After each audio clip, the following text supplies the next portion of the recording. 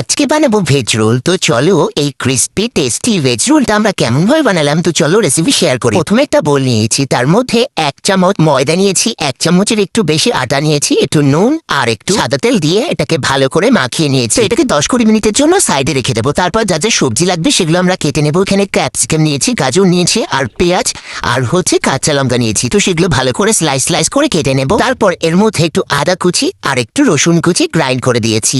তারপর এখানে sweet corn একটু খুলে নিয়েছি। এবার এটাকে একটু নুন দিয়ে জল দিয়ে সেদ্ধ করবো। তারপর গ্যাসের উপর একটা প্যান বসিয়ে একটু তেল দিয়ে তার মধ্যে আদা রসুন কুচি আর একটু কাঁচা লঙ্কা কুচি আর যা যা সবজি কেটে রেখেছিলাম সেগুলো দিয়েছি। তার মধ্যে একটু ভুট্টা দিয়েছি, এর মধ্যে দিয়েছি একটু চাট মশলা আর একটু গোলমরিচের গুঁড়ো। তারপর একটা সস বানিয়ে টমেটো কেচাপ, সয়া সস আর দিয়েছি একটু শেজওয়ান সস। তারপর ভেজিসগুলোর মধ্যে সসটা দিয়ে ভালো করে নাড়িয়ে নিয়েছি। তারপর একটু ভিনিগার দিয়ে 30 সেকেন্ড নাড়িয়ে তারপর উঠিয়ে নিয়েছি। তারপর আমাদের যে আটা আর ময়দার ডোটা মেখে রেখেছিলাম সেটা থেকে লিচি করে তারপর আমরা আটা বেলে নিয়েছি। এবার পরোটাটা ভেজে নেবো এক এক করে, একটু কড়া করে ভাজবো যাতে খেতে টেস্টি হয়। এর মধ্যে একটু টমেটো কেচাপ দিয়ে ভালো করে মাখিয়ে নিয়েছি। তারপর যে ভেজিসটা বানিয়েছিলাম সেটা দিয়েছি, তার উপর একটু কাঁচা পেঁয়াজ আর একটু শসা কুচি, একটু ধনেপাতা কুচি, তার মধ্যে একটু বিট লবণ আর একটু চাট মশলা দিয়ে ভালো করে রোলটা পাকিয়ে নেব। রোলটাকে যাতে একদম দোকানের মতন দেখতে লাগে তার জন্য একটা কাগজ মুড়িয়ে নিয়েছি।